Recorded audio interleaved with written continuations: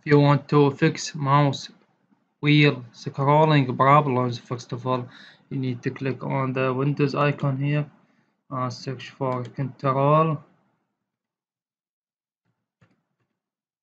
dot exe and click on the first one. Run command on this control.exe and you need to search for the mouse on this icon mouse. Click on it and we have the first one here.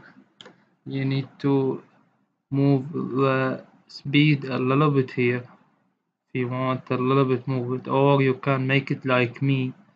As you see here, I will leave it like this, and after that click on the wheel and you need to set the first one on 7 and the second one on 4, and after and you can leave it on 3, do it on 3 and the second one on 3 too, and after that click on apply and after that click on OK and click on the X icon in the end, X icon, and that's it pretty much.